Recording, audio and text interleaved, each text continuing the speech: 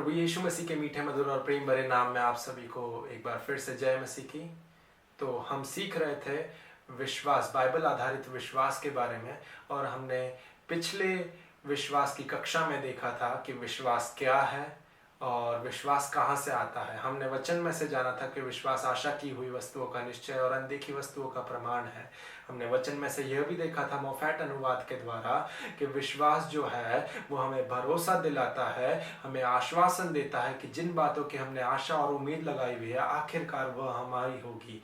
हमने यह भी देखा था इंग्लिश बाइबल के अनुवाद के अनुसार कि विश्वास हमारी आशा को एक पदार्थ देता है या आकार देता है। विश्वास एक और अनुवाद के अनुसार एक गारंटी है कि जिन बातों की आप उम्मीद लगाए हुए हैं आखिरकार वह आपकी होगी।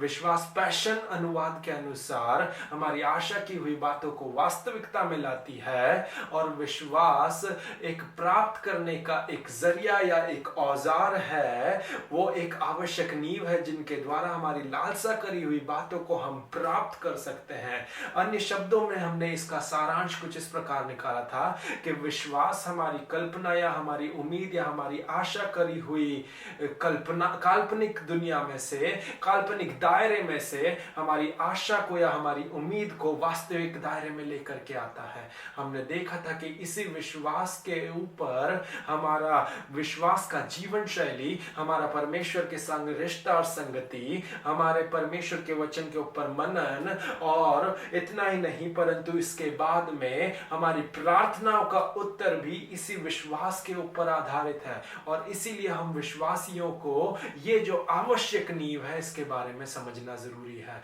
हमने यह भी जाना था कि विश्वास कहां से आता है। रोमियो 10 अध्याय पद संख्या 17 के अनुसार हमने ये जाना था कि विश्वास सुनने से और सुनना मसीह के वचन से होता है। इसके लिए कोई विशेष विधि में से होकर के जाने की जरूरत नहीं है, कोई परंपरा में से या कोई हाथ रखने की सेवकाई से जरूरी जाने की जरूरत नहीं है, परंतु बहुत ही सरल तरीका है कि जितना आप वचन के ऊपर मनन चिंतन करेंगे आप विश्वास में उतना बढ़ते जाएंगे, और जितना आप विश्वास में बल पाते जाएंगे उतना ही आपकी विश्वास रूपी बुनियादी जो नींव है, जो आवश्यक नींव है, वो भी मजबूत होगी। जिसके तत्पश्चात जो अर्थ हमें देखने को मिलता है वो ये है कि हमारा विश्वास रूपी घर भी जो है वो मजबूत और अडिग टिका रहेगा। तो आज हम इसी शिक्षा को आगे ले जाते हुए परमेश्वर के वचन में से सीखेंगे कि ये विश्वास विश्वासियों के जीवन में इतना महत्वपूर्ण क्यों है, इस विश्वास की ऐसी क्या महत्वता है हमें जानने के लिए। और तो यदि जब मैं आप लोगों के सामने ये रख रहा हूं कि विश्वास इतना महत्वपूर्ण क्यों है, इस विषय के बारे में जब हम सीख रहे हैं कि विश्वास की क्या महत्वता है, हमें इस विषय को प्रारंभ या शुरू करने से पहले ही ये जानना, ये समझना जरूरी है कि परमेश्वर का कार्य करने का तरीका क्या है। जी हां, इससे पहले कि हम ये समझें कि विश्वास की क्या महत्वपूर्णता है, क्या महत्वता है एक विश्वासी के जीवन में, हम विश्वासियों को ये समझ में आना जरूरी है कि परमेश्वर के कार्य करने का क्या तरीका है। हम लोग वचन में से निकालेंगे और देखेंगे मत्ती रचित सुसमाचार उसके 9वें अध्याय में से जाएंगे और उसकी पद संख्या 27 से 30 तक में देखेंगे। हम वचन में से देखेंगे कि परमेश्वर के कार्य करने का क्या तरीका है। इससे पहले हम इस बात को समझें कि विश्वास कितना महत्वपूर्ण है एक विश्वासी के जीवन में। मत्ती 9 अध्याय पद संख्या 27 से लेकर के 30 तक, वहां पर वचन कुछ इस प्रकार कहता है, जब यीशु वहां से आगे बढ़ा तो 2 अंधे उसके पीछे यह पुकारते हुए चले, हे दाऊद की संतान हम पर दया कर। जब वह घर में पहुंचा तो वे अंधे उसके पास आए और यीशु ने उनसे कहा, क्या तुम्हें विश्वास है कि मैं यह कर सकता हूं? उन्होंने उससे कहा, हां प्रभु। तब उसने उनकी आंखें छूकर कहा, तुम्हारे विश्वास के अनुसार तुम्हारे लिए हो, और उनकी आंखें खुल गई। यीशु ने उन्हें चिताकर कहा, सावधान, कोई इस बात को ना जाने। एक और वचन में से जाएंगे हम निकालेंगे मत्ती रचित सुसमाचार उसके 13वें अध्याय पद संख्या 58 को। इसी 9वें अध्याय के कुछ पन्नों के बाद में मत्ती अध्याय 13 पद संख्या 58 को पढ़ेंगे हम लोग प्रभु के वचन में से। वहां पर परमेश्वर का वचन क्या कहता है देखेंगे। मत्ती 13 पद संख्या 58 वचन कहता है, और उसने वहां उनके अविश्वास के कारण बहुत से सामर्थ के काम नहीं किए। किसके बारे में बता रहा है वचन? यीशु मसीह के बारे में। फिर से दोहराना चाहूंगा, वचन कहता है और यीशु ने वहां उनके अविश्वास के कारण बहुत से सामर्थ के काम नहीं किए। यदि हम ध्यान दें तो हमने उपयुक्त जो दोनों पदों को पढ़ा है, जो दोनों अध्यायों को पढ़ा है, एक तरफ हमने पढ़ा है मत्ती 9 अध्याय पद संख्या 27 से लेकर के 30 तक, तो वहीं दूसरी ओर हमने पढ़ा है मत्ती 13 अध्याय पद संख्या 58। ये दोनों भिन्न भिन्न घटनाक्रम है, भिन्न भिन्न समय पर घटित की गई है, और इन दोनों में यीशु मसीह के हमको एक दूसरे से विपरीत किरदार देखने को मिलते हैं। एक जगह जब मत्ती 9 अध्याय पद संख्या 27 से 30 तक हम देखते हैं तो यीशु मसीह 2 अंधे लोगों को वहां पर चंगाई प्रदान करते हैं। वहीं दूसरी ओर यदि हम मत्ती 13 अध्याय पद संख्या 58 में से देखें तो हम इस बात को जान पाते हैं कि वहां पर वचन बताता है कि यीशु मसीह ने उनके अविश्वास के कारण वहां पर बहुत से सामर्थ के काम नहीं किए। यदि हम विचार करने वाले हो सके तो यहां पर इस पद संख्या 58 में एक बात बताई गई है कि और उसने उनके अविश्वास के कारण बहुत से सामर्थ के काम नहीं किए। उसने, यीशु ने उनके अविश्वास के कारण बहुत से सामर्थ के काम नहीं करे। विचार करने वाली बात है, सोचने वाली बात है कि यहां पर किनके अविश्वास के बारे में बाइबल विवरण कर रही है। आखिर कौन है जो यीशु मसीह के ऊपर अविश्वास दिखा रहा है, जिसका परिणाम यीशु मसीह बहुत से सामर्थ के काम नहीं कर पा रहे हैं। यदि हम लोग इस वचन के 1-2 पद ऊपर देखें और उसकी पृष्ठभूमि को पहचाने तो हमें यहां पर पता चलता है कि जो लोग अविश्वास कर रहे थे वे लोग और कोई नहीं परंतु वे लोग थे, वो उसी नगर के लोग थे जिस नगर में यीशु मसीह बचपन से, लड़कपन से एक युवावस्था में आया था। ये वही उसके अपने ही नगर के रहवासी लोग थे जो यीशु मसीह को उस समय पर एक शिक्षक के रूप में, एक प्रचारक के रूप में, एक भविष्यवक्ता के रूप में ग्रहण करने में असमर्थ थे, क्योंकि वे लोग उसकी कही हुई बातों के ऊपर विश्वास नहीं कर पा रहे थे, क्योंकि उसके नगर के स्वयं लोग जो हैं उनके ही नजरों के सामने यीशु मसीह छुटपन से बड़े हुए। तो इसी कारण से उनका नजरिया यीशु मसीह के प्रति बिल्कुल भी नहीं बदला।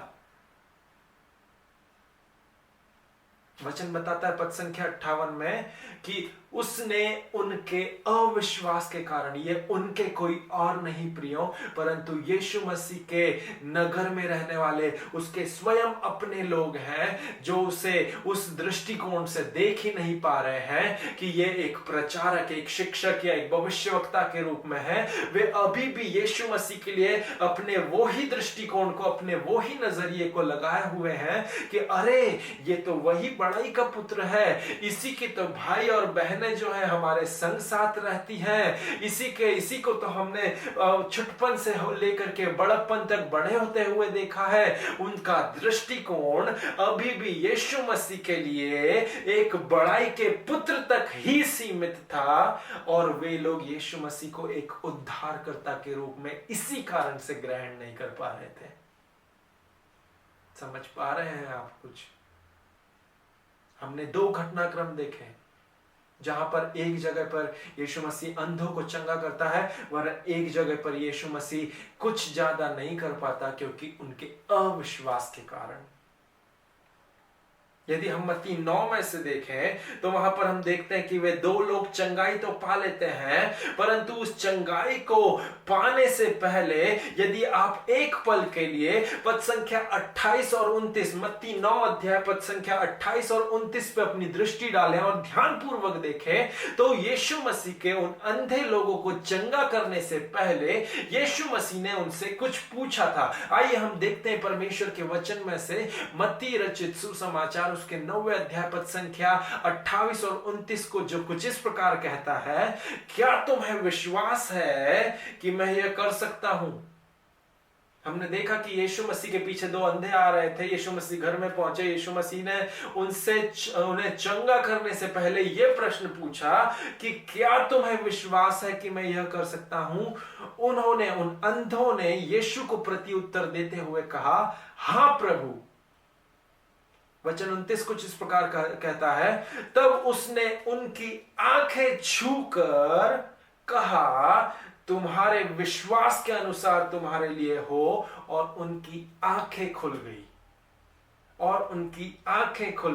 देखिए, असल कारण यदि मैं आपको यहां पर बताऊं कि यीशु मसीह ने यह प्रश्न उनसे क्यों पूछा कि क्या तुम्हें विश्वास है कि मैं तुम्हारे लिए यह कर सकता हूं, वह कुछ और नहीं था, परंतु बहुत सरल और असल कारण यह था उस प्रश्न को पूछने का कि वह चाहता था कि वे उस पर विश्वास करें और उस विश्वास की वे अपने मुख से अंगीकार करके घोषणा करें।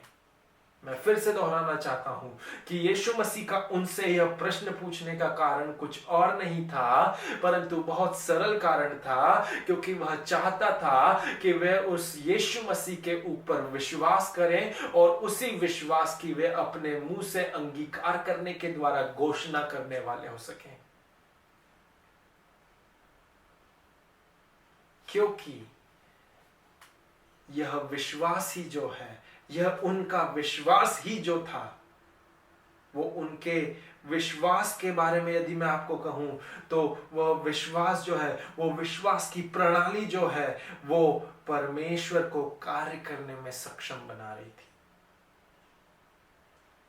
यदि मैं इसे अपने ऊपर लेते हुए कहूं तो मैं कुछ इस प्रकार कहूंगा कि हमारे विश्वास की प्रणाली जो है, हमें उसे हमारे जीवन में कार्य करने के लिए सक्षम बनाती है। हमारा विश्वास परमेश्वर को हमारे जीवन में कार्यगत होने के लिए सामर्थ्य एवं सक्षम बनाती है।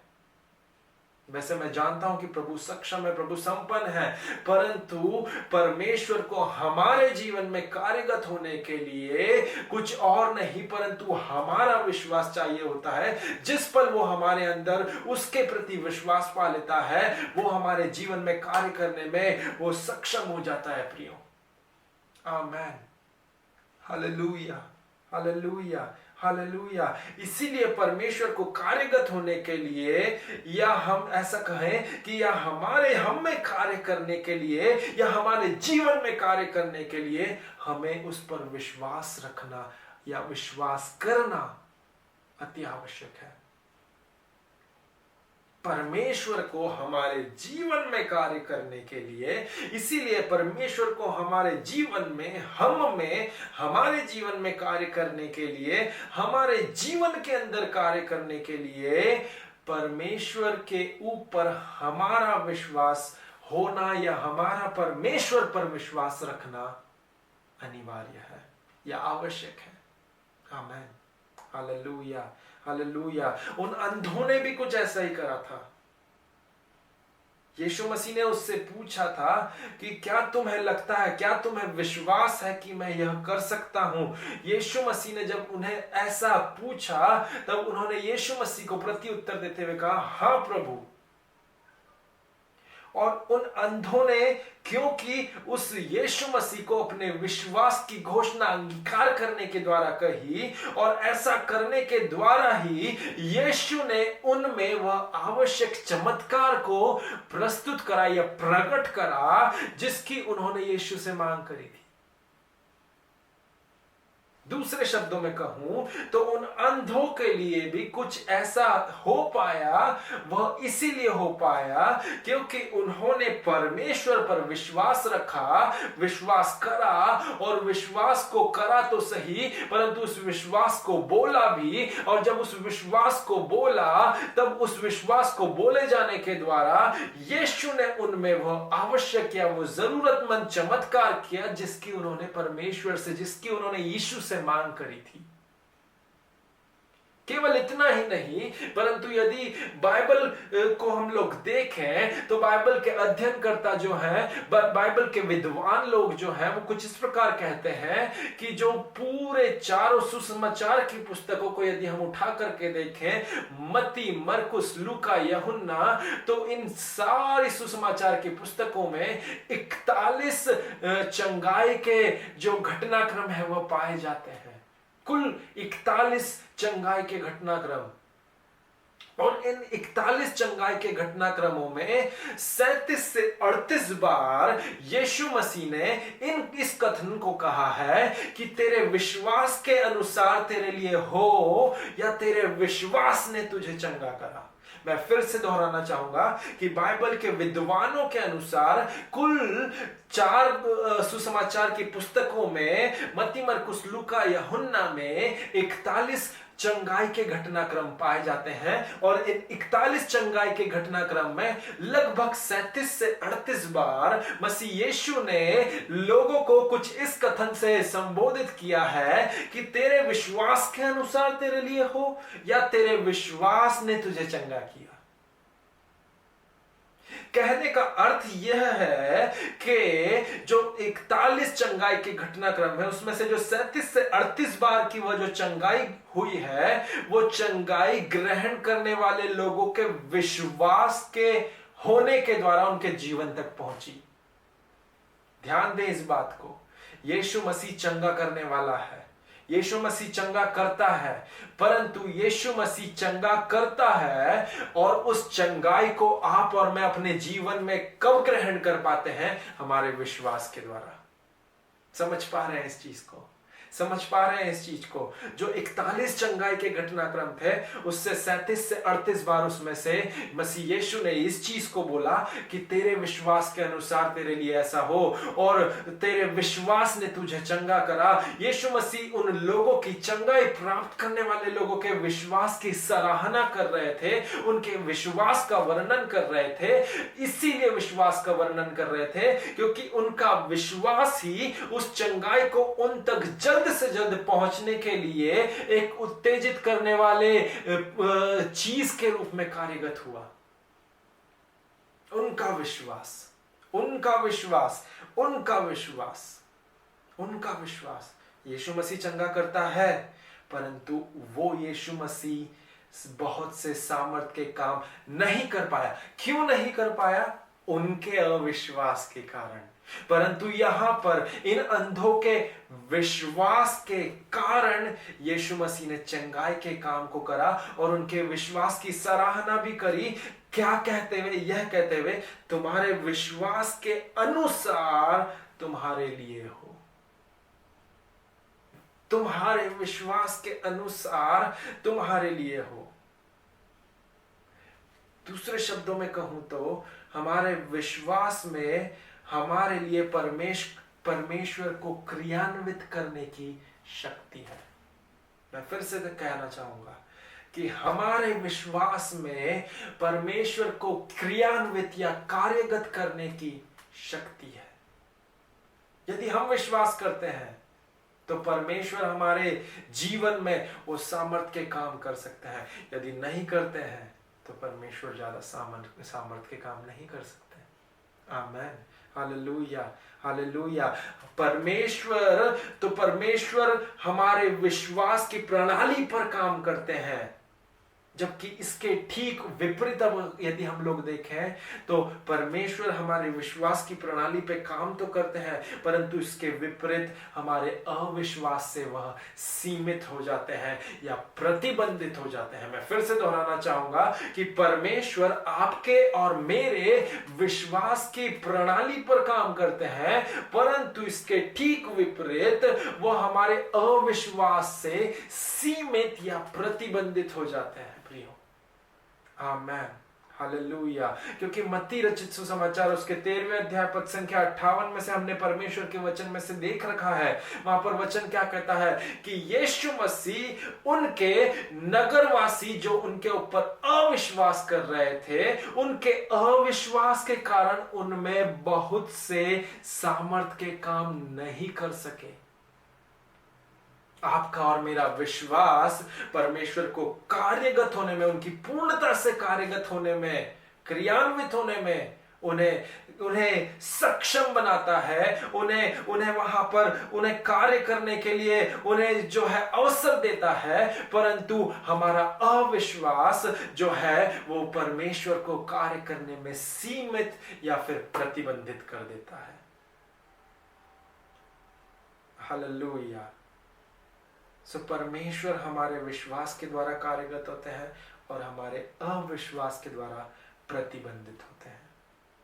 यदि आप और मैं चाहते हैं कि परमेश्वर आप में और मुझ में कार्य करें, तो हमें यह बात जानना जरूरी है। प्रभु हमारे अंदर क्रिया करने वाले हो सके तो हमें इस बात को समझना जरूरी है प्रियो, कि हमें उस पर सबसे पहले सर्वप्रथम बात उस पर विश्वास करना प्रारंभ करना होगा। क्योंकि उस पर जब आप विश्वास करेंगे, परमेश्वर आपके अंदर कार्यगत होना चालू हो जाएंगे। परमेश्वर आपके जीवन में कार्य करना चालू कर देंगे। परमेश्वर आप में से होकर के कार्य करने वाले हो सकेंगे। वह कब संभव है? वह तब संभव है जब आपका उस पर विश्वास हो। क्योंकि हमारा विश्वास परमेश्वर को हमारे विश्वास के द्वारा कार्यगत करता है और हमारा अविश्वास परमेश्वर को हमारे जीवन में कार्यगत होने से प्रतिबंधित करता है। Hallelujah, hallelujah, hallelujah, hallelujah. और यदि हम चाहते हैं कि प्रभु हमारे जीवन में कार्य करे, तो हमें उसके ऊपर विश्वास करना है, और वो विश्वास हमारा बलवंत और अडिग विश्वास होना जरूरी है प्रियो। आमीन। ध्यान दें इस बात को कि परमेश्वर के जो ऊपर हमारा विश्वास जो है, जब हमारा विश्वास परमेश्वर के ऊपर है तो उसको कार्यगत होना, हमारे विश्वास के कार्यगत होने के द्वारा हमारे विश्वास के द्वारा परमेश्वर कार्यगत होते हैं। ध्यान दें इस बात को कि परमेश्वर आपके और मेरे विश्वास के द्वारा कार्यगत होते हैं, आपके और मेरी भावनाओं के द्वारा नहीं, और आपके और मेरे महसूसीकरण के द्वारा नहीं। मैं फिर से दोहराना चाहूंगा आप लोगों के संग कि परमेश्वर आपके और मेरे विश्वास के द्वारा कार्यगत या चलायमान होते हैं। परमेश्वर आपके और मेरे विश्वास के कार्य द्वारा कार्यगत और चलायमान होते हैं, हमारे भावना या महसूसीकरण के द्वारा नहीं। बहुत से लोग अपनी भावनाओं के द्वारा या अपने महसूसीकरण के द्वारा परमेश्वर से कार्य करवाना चाहते हैं, जो कि असंभव है। वे चाहते हैं कि हम भावनात्मक होकर के आंसू बहाने के द्वारा, विलाप करने के द्वारा प्रभु को हमारे जीवन में कार्य करवाने वाले हो सके, परंतु ऐसा नहीं हो सकता, क्योंकि प्रभु केवल और केवल विश्वास के द्वारा कार्य करते हैं प्रियो। आमीन, हालेलुया, हालेलुया।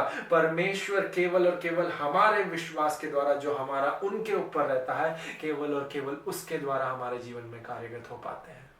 आमीन, हालेलुया, हालेलुया। हमारा विश्वास परमेश्वर को हमारे जीवन में कार्यगत करने की पूर्ण स्वतंत्रता देता है, परंतु हमारा अविश्वास परमेश्वर को हमारे जीवन में बिल्कुल भी ना कार्य करने के लिए ऑलरेडी प्रतिबंधित कर देता है। हालेलुया, बाध्य कर देता है कि नहीं, आप हमारे जीवन में और काम नहीं कर सकते, क्योंकि हमारा आपके ऊपर अविश्वास है। Hallelujah, hallelujah, hallelujah, hallelujah. इसीलिए हम विश्वासियों को इस विश्वास की महत्वता को समझने से पहले यह समझना अति आवश्यक है कि परमेश्वर का कार्य करने का क्या तरीका है प्रिय। परमेश्वर का कार्य करने का क्या तरीका है, क्योंकि इसी के अनुसार हम यह भी समझ पाएंगे कि हमारे जीवन में परमेश्वर का क्या कार्य करने का तरीका है। जब हम एक बार ये समझ लेते हैं कि हाँ, परमेश्वर का कार्य करने का तरीका ऐसा है कि वो हमारे विश्वास के अनुसार कार्यगत होते हैं, तो हमारे जीवन में इस विश्वास की जो मूल्य है वो और बढ़ जाता है, क्योंकि हमारा परमेश्वर विश्वास के ऊपर कार्य करने वाला परमेश्वर है। आमेन, आमेन, हालेलुया, हालेलुया, हालेलुया। और यदि हम परमेश्वर को कार्य करने के तरीके को नहीं जानते या नहीं समझते या नहीं पहचान पाते हैं, जिस पर हमारा विश्वास भी आधारित होता है, जो कि उस पर है, तो हम उससे कुछ भी प्राप्त नहीं कर पाएंगे। मैं फिर से दोहराना चाहूंगा, यदि हम परमेश्वर के कार्य करने के तरीके को जानते या समझ नहीं पाते हैं, तो हम परमेश्वर से कुछ भी प्राप्त नहीं कर पाएंगे, क्योंकि विश्वास ही के द्वारा हमारा उसके साथ में रिश्ता भी स्थापित होता है। और यदि हम परमेश्वर के कार्य करने के तरीके को, उसके कार्य करने का तरीका जो विश्वास से कार्यगत होता है, उसी को नहीं समझ पाते हैं, तो हम उससे कुछ भी प्रार्थनाओं में प्राप्त नहीं कर पाएंगे। इसीलिए विश्वास को जानना और समझना और इस विश्वास की महत्वता को पहचानना बहुत ही जरूरी है। उदाहरण के तौर पे यदि मैं आपके सामने रखूं कि यदि आप आर्थिक आशीष के लिए परमेश्वर से प्रार्थना कर रहे हैं, तो आपकी प्रार्थना निरुत्तर ही रहेगी जब तक उस प्रार्थना में विश्वास नहीं है।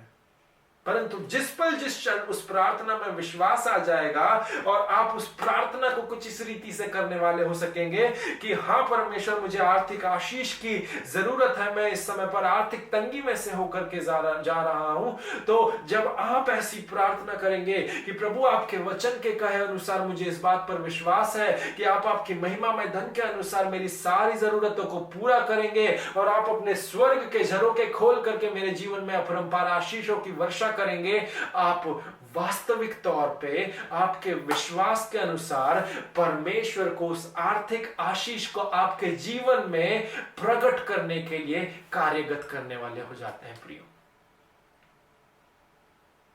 यदि आप प्रार्थना कर रहे हैं आपके जीवन में चंगाई और छुटकारे के लिए, तो आपकी प्रार्थना चंगाई और छुटकारे की निरुत्तर रह जाएगी। परंतु जिस पल आप परमेश्वर के ऊपर विश्वास करेंगे, उसके कलाम के ऊपर विश्वास करेंगे, जो कि विश्वास उसके कलाम से, उसके वचन से ही आता है, जिस पल आप इस वचन के ऊपर विश्वास करके कहना चालू करेंगे कि हाँ प्रभु, मुझे चंगाई और छुटकारे की जरूरत है, क्योंकि तेरा वचन मैं जानता हूं कि तेरे कोड़े खाए जाने से मैं चंगा हो चुका हूं, और प्रभु तेरा वचन कहता है कि तेरे लहू बहाए जाने से मुझे मेरे पापों की क्षमा और छुटकारा और अनंत जीवन मिला है। और जब आप ऐसा कहेंगे, आप अपने जीवन में उस चंगाई को और उस छुटकारे को अनुभव कर पाएंगे, क्योंकि वो परमेश्वर के द्वारा आपके जीवन में आपके विश्वास के द्वारा कार्यगत हो रही है। अगर विश्वास नहीं रहेगा तो आप अभी तक बंधन में और बीमारी में ही अपने जीवन को और आर्थिक तंगी में ही अपने जीवन को संघर्ष करते हुए देखेंगे। इसीलिए जिस भी क्षेत्र में आप संघर्ष कर रहे हैं, इस समय पर इस संदेश को सुनते हुए उस संघर्ष को, उस क्षेत्र को स्मरण करें और उस क्षेत्र में परमेश्वर को कार्यगत होने के लिए उस क्षेत्र के ऊपर विश्वास करना चालू करें और परमेश्वर को उस क्षेत्र पे प्रभुता दें। जिस पल आप परमेश्वर को उस क्षेत्र पे प्रभुता दे रहे हैं, आपको और कुछ भी नहीं करना है, उसके ऊपर विश्वास बनाए रखना है, और यह आपका विश्वास ही उसके अनुसार परमेश्वर को कार्यगत करने के लिए शुरू कर देगा। आमेन, हालेलुया, हालेलुया, हालेलुया, हालेलुया। तो हमने जाना परमेश्वर के वचन में से कि यह विश्वास असल में आपके और मेरे जीवन में क्या महत्वता को रखता है। प्रियो, हालेलुया, हालेलुया। अब हम परमेश्वर के वचन में से आगे बढ़ करके देख रहे हैं कि ये विश्वास के क्या सिद्धांत हैं। हम सीखेंगे कि ये विश्वास, जिसका जो शीर्षक हमने जो देखा है कि बाइबल आधारित विश्वास में विश्वास क्या है, और अब हम उसके अंतिम भाग की ओर आ रहे हैं कि विश्वास के क्या सिद्धांत है। जब हम इस बात को समझ गए हैं कि हमारे विश्वास की महत्वता यह है कि हमारे विश्वास ही के अनुसार परमेश्वर कार्यगत होता है, तो अब हम वचन में से देखने वाले हो सकें और सीखने वाले हो सकें कि यह विश्वास के बारे में जिसकी हमने चर्चा करी कि विश्वास क्या है, विश्वास कहां से आता है, विश्वास की क्या महत्वता है, अब हम परमेश्वर के वचन में से देखें और सीखें कि यह विश्वास का क्या सिद्धांत है। देखिए, एक बात ध्यान दिए कि विश्वास वही कहता है जो परमेश्वर के वचन में लिखा हुआ है। मैं फिर से दोहराना चाहूंगा, आपका और मेरा विश्वास केवल और केवल वही कहता है जो परमेश्वर के वचन में लिखा हुआ है। ऐसा क्यों भला?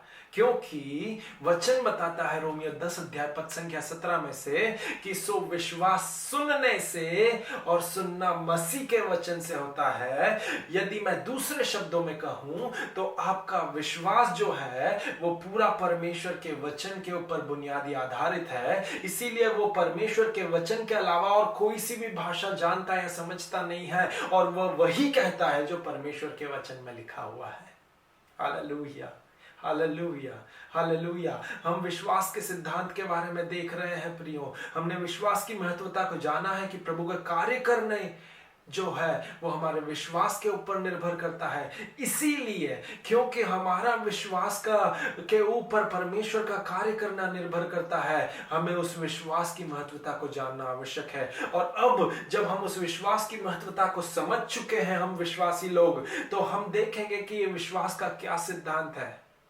देखिए, बाइबल आधारित विश्वास के सिद्धांत को यदि हम जानना चाहते हैं तो यह विश्वास का यह सिद्धांत हम विश्वासियों को समझने के लिए इसीलिए आवश्यक है क्योंकि यदि हम इस विश्वास के सही बाइबल आधारित सिद्धांत को नहीं जानेंगे, नहीं इससे परिचित होंगे, नहीं इसे समझने वाले हो सकेंगे, तो हम हताश और निराश जीवन बिताएंगे और हम अधिकतर हमारे मार्ग से भटक जाएंगे।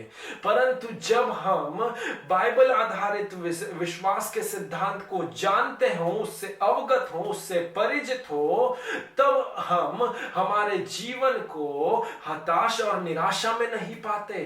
तब हम हमारे जीवन में बार बार मार्ग से भटक नहीं जाते हैं, परंतु हम एक ही मार्ग पे बने रह पाते हैं क्योंकि विश्वास का सही सिद्धांत हमें हमेशा सही मार्ग पर रखे रखता है। मैं फिर से दोहराना चाहूंगा कि विश्वास का सही सिद्धांत जब हम जानते हैं तो वह विश्वास का सिद्धांत हमें सही मार्ग पर रखे रखता है। Hallelujah, hallelujah. इसीलिए हम विश्वासियों को बाइबल आधारित सही विश्वास के सिद्धांत को जानना जरूरी है ताकि हम हताश या निराश ना होने पाए और हम बार बार अपनी राह से भटक ना जाएं प्रियो। आमीन, हालेलुया, हालेलुया। हम लोग विश्वास के सिद्धांत को परमेश्वर के वचन में से देखेंगे, निकालेंगे मरकुस रचित सुसमाचार उसके 11वें अध्याय पद संख्या 24 में, जहां पर विश्वास के सिद्धांत को हम पाते हुए देखते हैं। मरकुस रचित सुसमाचार उसका 11वां अध्याय पद संख्या 24 हम परमेश्वर के वचन में से पढ़ेंगे, जो कहता कुछ इस प्रकार है कि इसीलिए मैं तुमसे कहता हूं कि जो कुछ तुम प्रार्थना करके मांगो तो प्रतीति कर लो कि तुम्हें मिल गया और तुम्हारे लिए हो जाएगा। एक और बार मैं आप लोगों के साथ में इस बात को, इस वचन को पढ़ना चाहूंगा।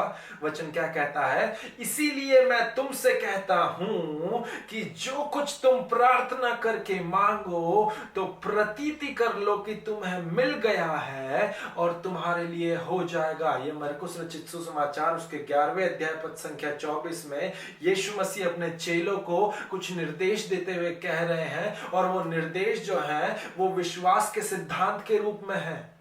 इस वचन की अगर पृष्ठभूमि को हम देखें तो यीशु मसीह जो है यहाँ पर अंजीर के वृक्ष को श्राप दिए हैं और उसके बाद में उन्होंने पहाड़ के समान जो आपके सामने आपकी समस्याएं खड़ी हुई है उसके बारे में बोलते हैं कि तुम यदि इस पहाड़ से कहो कि उठ और समुद्र में जा पड़ और संदेह ना करो, वरन जो कहते हैं उसकी प्रतीति कर लो कि तुम्हारे लिए जैसा कहा गया वैसा हो जाएगा, तो वैसा ही होगा। तुम्हें परमेश्वर पर विश्वास रखना है और वो परमेश्वर पर का विश्वास तुम्हारे पहाड़ को हटाने की भी काबिलियत और क्षमता रखता है। और अंततः वचन 24 में यीशु मसीह कुछ इस प्रकार कहते हैं कि इसीलिए मैं तुमसे कहता हूं कि जो कुछ तुम प्रार्थना करके मांगो तो प्रतीति कर लो। जब आप और मैं प्रार्थना कर रहे हैं तो परमेश्वर का वचन यीशु मसीह के द्वारा एक चीज कह रहा है कि आप जब प्रार्थना कर रहे हैं प्रतीति करना आपको आवश्यक है। और प्रतीति क्या करना है कि आपको मिल गया है तो आपके लिए हो जाएगा। इस बात की प्रतीति करना है कि यदि मैं आर्थिक आशीष की प्रार्थना कर रहा हूं तो मैंने प्रार्थना करा, मैंने प्रतीति कर लिया कि मुझे मिल गया तो मुझे आर्थिक आशीष मिल जाएगी। इस बात की प्रार्थना कर रहे हैं कि मुझे चंगाई और छुटकारा चाहिए तो प्रार्थना करना है, प्रतीति करना है कि चंगाई और छुटकारा मिल गया तो चंगाई और छुटकारा हमें मिल जाएगा। ये बाइबल का विश्वास आधारित सिद्धांत है।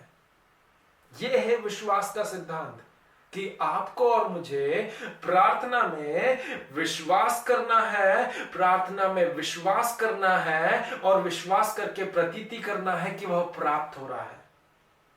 अंग्रेजी बाइबल कुछ अच्छे से इस बात को बताती है कि आपको सर्वप्रथम प्रार्थना में पहले विश्वास करना है और फिर प्राप्त करने की प्रतीति करना है। सर्वप्रथम विश्वास करना है, फिर प्राप्त करने की प्रतीति करना है। तो विश्वास करना पहले आता है और प्राप्त करने की प्रतीति करना दूसरे नंबर पर आता है प्रियो।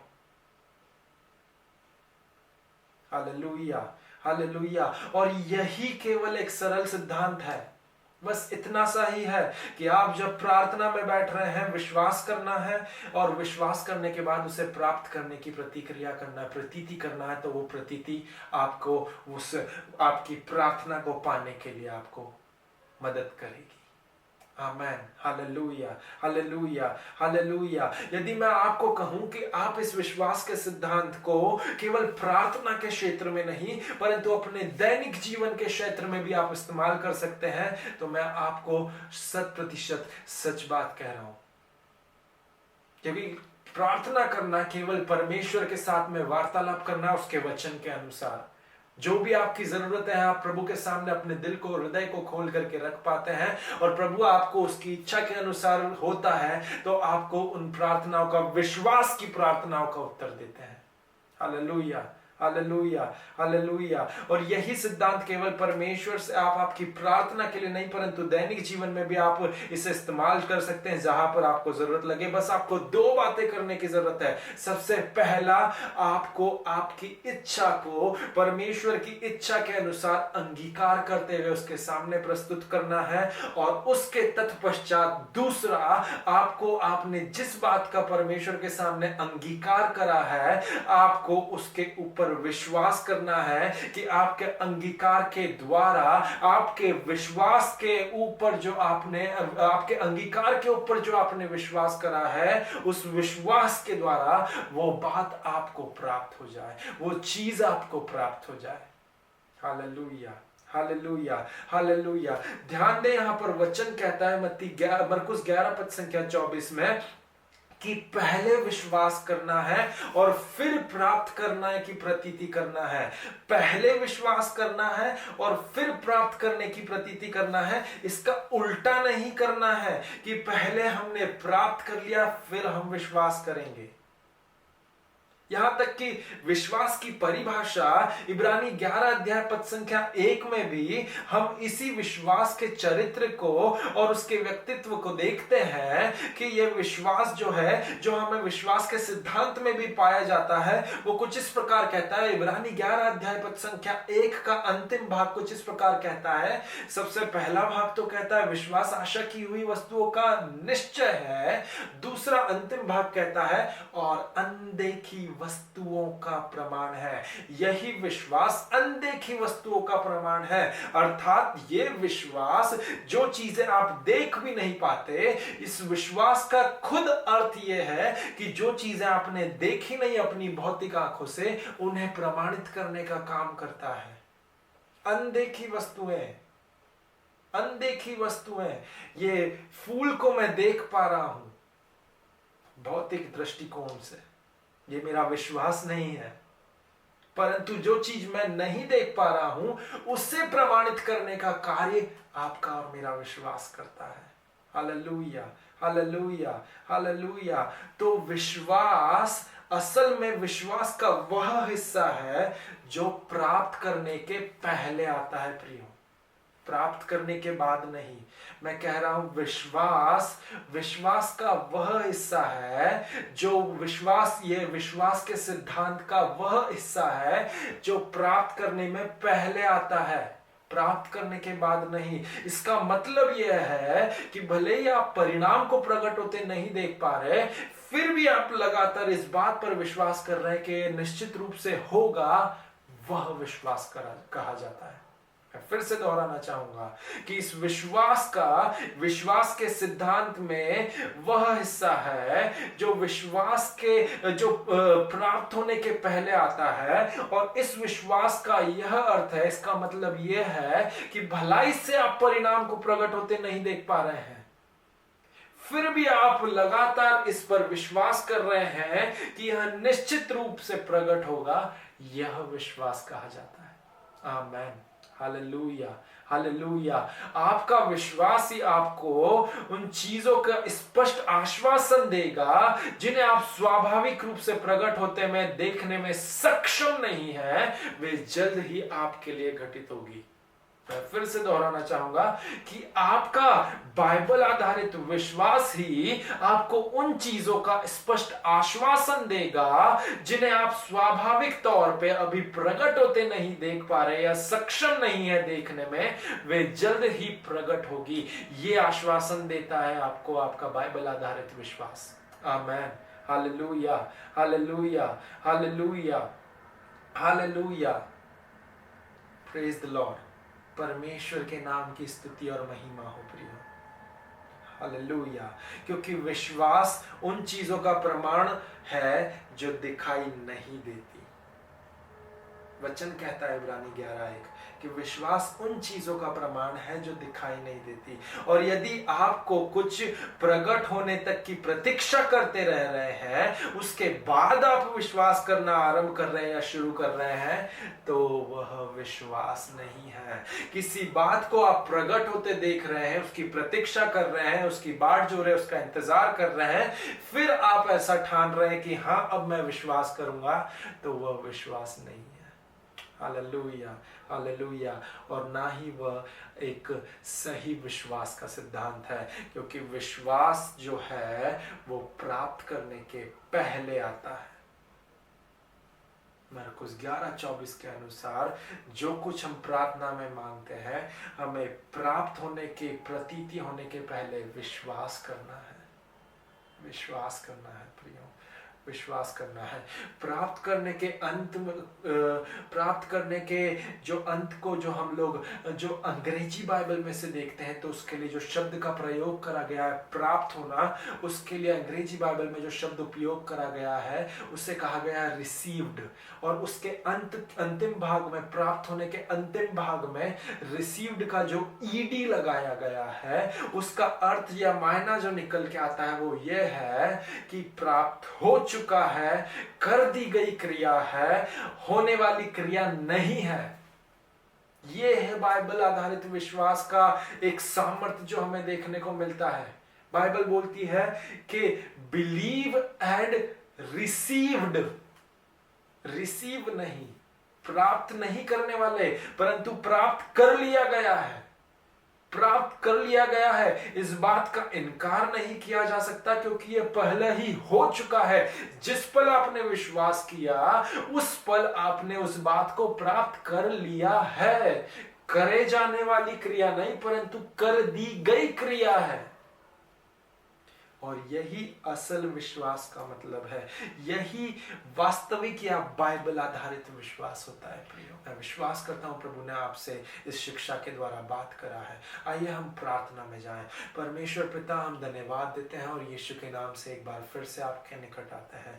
आपने हमें वचन से सिखाया है खुदावंद राजा कि प्रभु जी वो आपके ऊपर विश्वास करना हमारे जीवन में कितना महत्वपूर्ण है, क्योंकि आप इस विश्वास के द्वारा हमारे जीवन में चलायमान जीवन और कार्यगत होते हैं। अब्बा प्रभु जी, हम यही प्रार्थना करते हैं कि हम इस विश्वास में और बढ़ने वाले हो सके, ताकि आप हमारे जीवन में और कार्य करने वाले हो सके।